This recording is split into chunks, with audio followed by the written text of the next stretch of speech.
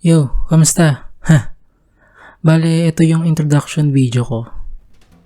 Ako nga pala si Ken.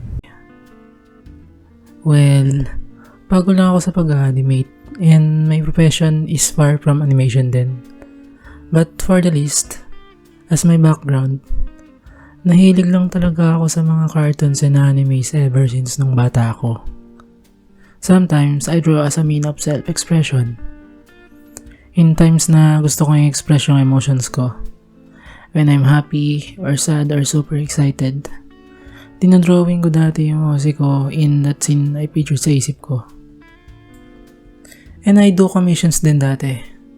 Nung nag-schooling pa ako, I draw art projects for elementary students. Suki ako dati ng mga big books. Yung mga children's storybook na large size. Pero, bakit ko nga ba naisipan mag-animate? Well, I can think of a handful reason kung bakit.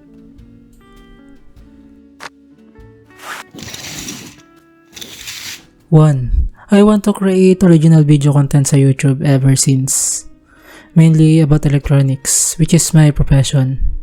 Pero aside from that, I am interested in to start making content about self-improvement and storytelling of my past experiences. I already have video content on YouTube before pero hindi ko ma-promote or ma-share with friends since nahihiya ako mapakita yung mukha ko on cam habang sasalita or nagde-demo. I find my old videos dull and boring. I just think of ways kung paano ko gagawing appealing yung videos ko. At the same time, hindi ko kailangan pakita yung mukha ko every time. At naisip ko, why not animate? 2. I want to expand my skill set. Aside from doing electronic projects, I also found myself in the zone when I draw. Sayang naman kung hindi ko ma-maximize yung capabilities ko.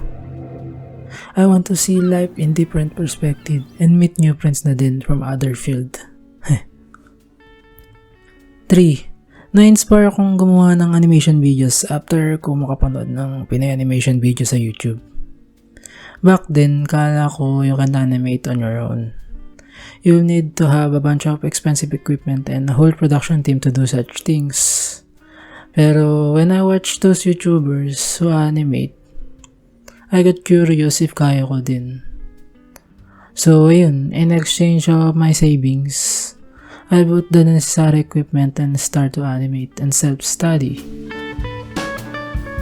Ewan ko ba, although I am into electronics technology talaga, in terms of new learnings and skills na interesting for me, I'll go in talaga with enthusiasm. Siguro I value knowledge and experiences lang. As of now, wala pang laman yung channel ko, and I hope makapag-upload agad ako soon. Meron din kasi akong full-time work pero I make time pa rin to create. Sana ma-welcome ako ng community and make friends with them. Yan lang naman. It was hard and fun making these animation videos. Other thoughts sa mga susunod na video ko. Yan lang. Bye.